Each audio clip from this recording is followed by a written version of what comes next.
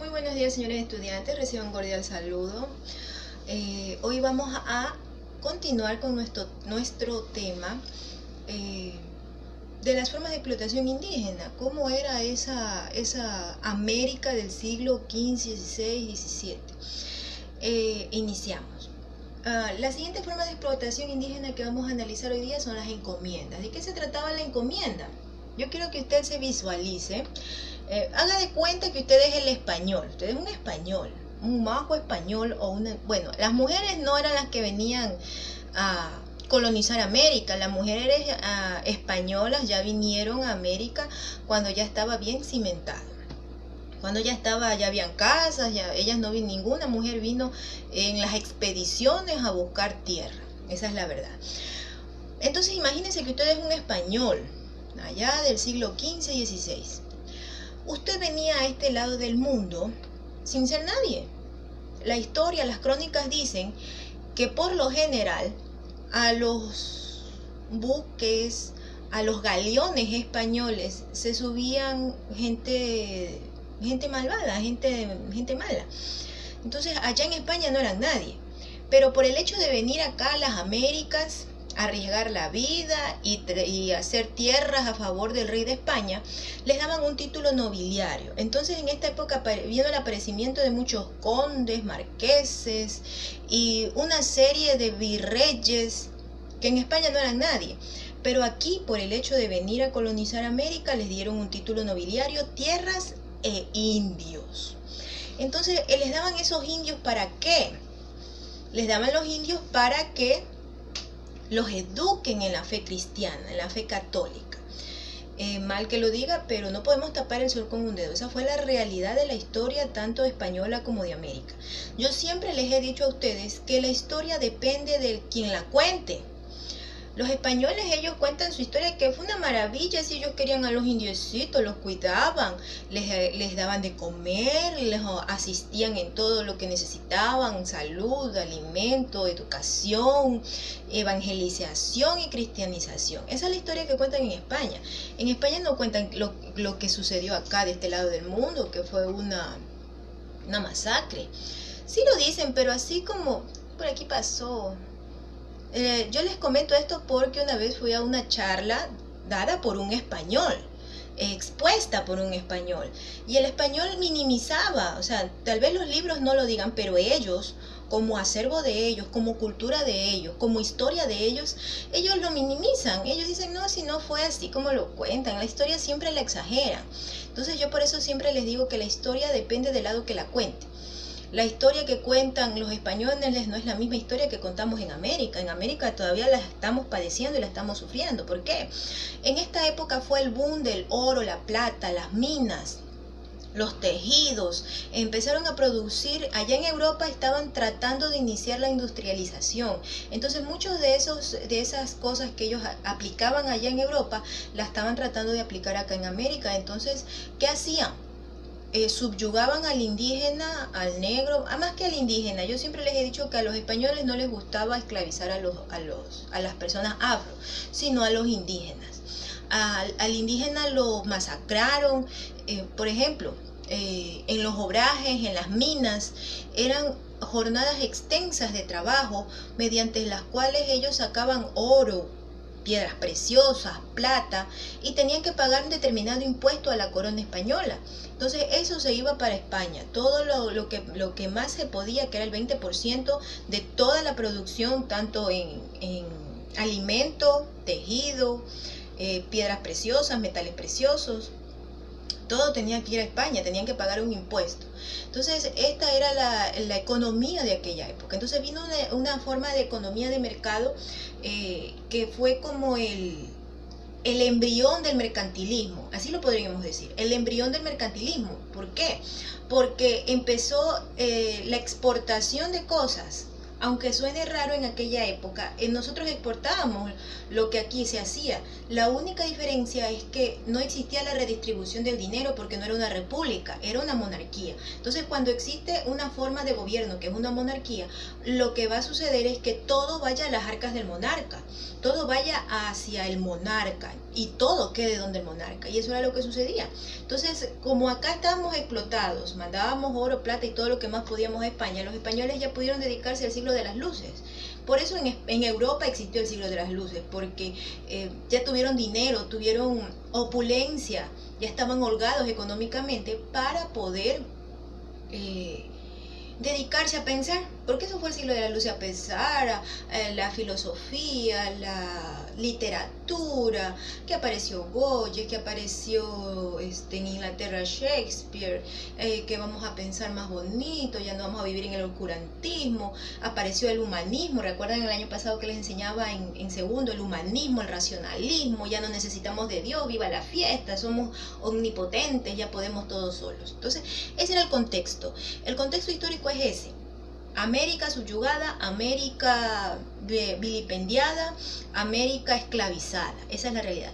¿De qué se trataba la encomienda? Recuerden que éramos españoles, ¿no? Haga de cuenta que usted era un español. Yo soy la reina católica y le digo a alguno de ustedes, a ver, se va a ir para América. Sí, me dice usted. Entonces, le voy a dar 100 indios. 20 hectáreas de tierra y 100 indios, pero usted me los cuida, los quiere mucho, les enseña la religión católica, les da salud, comida y todo. Muy bien, usted venía acá a América, le daban sus indios y empezaba el peregrinar y el sacrificio de los pobres indígenas. Porque usted como español, amo, patrón, usted no le venía a decir al indígena, oiga, ¿cómo se siente hoy día? ¿Usted tiene ganas de trabajar? Vamos, mi amorcito, vamos a trabajar. No, cogía el látigo. Siempre ha existido la figura del peón, del capataz. Usted nomás iba a ver sus cultivos y el capataz era el que se encargaba de arriar, pegar, matar y esclavizar y hacerle maldades y medias al indígena. Supuestamente le pagaban un sueldo, pero eso era mentira. Acá en la práctica, en América, en la práctica, el indígena simplemente era un esclavo. Entonces ese encomendero, había la figura del encomendero y el encomendado. El encomendero era el español, amo, jefe, patrón de la hacienda, y el encomendado era el indígena. Le daban 100, 200 indígenas para que los quiera, los proteja, etcétera, etcétera, y los cuide. Esa era la misión supuestamente de las encomiendas. Con la santa bendición del Papa y con la venia de algunas órdenes religiosas. Esa es la realidad de nuestra historia. Eso fue lo que sucedió. Entonces, esa era la figura del encomendero y el encomendado y la encomienda. Le encomendaban 100 indígenas. Al principio era solo hasta 200, 300 indígenas que a usted le podían dar. Pero con el tiempo, que fue como 300 años que estuvieron aquí los españoles, algunos españoles llegaron a tener de 10 a 12 mil indígenas en encomiendas. Entonces, esta fue la figura de la encomienda. La encomienda servía para obligar al indígena a trabajar en todo lo que ellos quieran, en todo. En las minas, en los obrajes, en los batanes, en los latifundios. Usted tenía que trabajar desde los 18 años hasta los 65 años. Muchos no llegaban a los 65 porque, imagínense, mal comido. No les daba mucho alimento, poca agua. Látigo todos los días. Entonces muchos de ellos morían, no llegaban a muchos años, morían rápido. Entonces, ¿qué era el obraje? Ya nosotros sabemos lo que es una explotación minera. Aquí en América Latina hay minas en Bolivia, en Perú, en Chile, aquí en el Ecuador. O sea, era una cosa, un apogeo. ¿Por qué era un apogeo? Porque el indígena no explotaba las minas como el español las explotó. El español las explotó así con los ojitos brillando por dinero. Recuerde usted que mayas, aztecas e incas tenían al oro como el manjar de los dioses. Ellos no lo explotaban por dinero, no lo explotaban para tener opulencia económicamente hablando. Ellos lo explotaban para entregárselo al dios Sol. Entonces fue una explotación abismal, aberrante, terrible, que en muchas ocasiones dañó la ecología de los lugares que explotaban. Entonces, los obrajes, ¿de qué se trataba? Eran fábricas textiles de diversa calidad, de diversos tejidos, algodón, lana. Y también les obligaban a hacer velas, jabones y pieles curtidas. Recuerde que en esa época no había luz, entonces esas fábricas de velas era 24/7, todos los días, todo el día, trabaja. Entonces trabajaban los indios de lunes a sábado, supuestamente, según la Real Leyes de Indias de Burgos. Recuerden ustedes que esa ley la sacaron dizque para que no exploten al indio, desde las 7 de la mañana supuestamente hasta las 6 de la tarde. Y recibían un mínimo, a veces les pagaban con pan, agua y velas. Esa es la verdad. A veces no les pagaban ni siquiera 1, 2, 3 reales, porque esa era la moneda en aquella época. Un real cuando menos, no tenían por decir, el sueldo básico es de $400, sino que les daban lo que el español quería o le pagaban en especies. Cuando usted le paguen con una gallina, con un pedazo de pan, con una botella de cola, eso se llama pago en especies, y no recibía dinero como tal. Y muchas ocasiones les daban la comida, por ejemplo, el mercado de esta semana, tome ya, les vendían el doble o el triple de lo que costaban los víveres. Entonces ese indígena siempre iba a estar endeudado con su amo, toda la vida, porque por decirle, si una hogaza de pan costaba 1 céntimo, él se la vendía a 10 reales.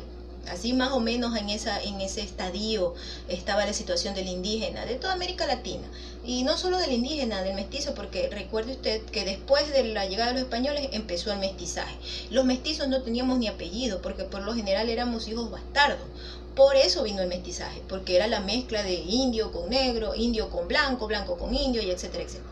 Entonces, hoy, ¿qué actividad va a realizar? La actividad que vamos a hacer, ya usted sabe, la agrega en su tesina en el apartado de actividades. No vaya a subir el archivo, lo sube ya cuando lo terminemos. Este es un tema muy extenso y cuando lo terminemos, así como la última ocasión, yo le diré, ahora sí, ya vaya haciendo la conclusión y vaya haciendo, cerrando ya su tesina. Usted va a contestarme, ¿qué cree usted que la encomienda, la mita o el obraje cumplió o no cumplió con su misión y su visión de cristianizar, alimentar y querer con mucho amor, comprensión y ternura al indígena? Cuando yo le digo sustente su respuesta, usted me va a sustentar su respuesta diciendo, por ejemplo, a mí me parece que sí cumplió la mita, el obraje y los batanes, la misión de cristianizar. Ahí está el ejemplo, todos estamos cristianizados así. Eso es sustentar una respuesta, pero más extensa, pues, ¿no? Este es un ejemplo que yo le pongo para que usted sepa cómo es sustentar una respuesta. Por ejemplo, decir, sí, estoy de acuerdo con tal tema por tal razón. Es decir, la razón por la cual usted está de acuerdo con ese tema que le están planteando. Muchas veces yo le haré un planteamiento falso, por si acaso, no me va a decir, está loca esta señorita, ¿qué le dio? No, yo siempre le voy a tratar de hacer un planteamiento falso para que usted diga, no, pues si me está enseñando una cosa y me pregunta otra. No, es a propósito, por si acaso. Entonces, chicos, un gusto verlos de esta forma. Cuídese, protéjase, no salga. Si está en alguna otra provincia, quédese ahí nomás, no ande por medio del Ecuador tratando de regresar a Guayaquil. Si puede, quédese, si no, ya regrese, pero con todas las precauciones del caso, no toque muchas cosas, tápese, protéjase y cuídese, que esto no es que ya va a terminar el 12, no va a terminar el 12, esto no tiene cura, no tiene fin, así más o menos, no tiene cura, no tiene fin. La única cura o la única vacuna buena es la precaución que tengamos todos y cada uno de nosotros. Protegernos en sociedad, esa es la palabra correcta actualmente. Pedirle a Dios que nos tenga misericordia es lo único, pero el ser humano no ha cambiado, el ser humano está peor que nunca. El ser humano piensa que somos omnipotentes, como en la época del racionalismo. ¿Se acuerdan? El humanismo, el racionalismo, que no necesitamos a Dios, solo la ciencia. Más o menos así estamos ahorita. Entonces, en ustedes está reflexionar, ustedes que son el futuro de la patria. Mentira, son el presente, son el hoy. Yo ya pasé, usted es el que está ahorita. Jóvenes, muchas gracias, tengan un muy bonito día y un buen fin de semana, y hasta la próxima semana. Gracias.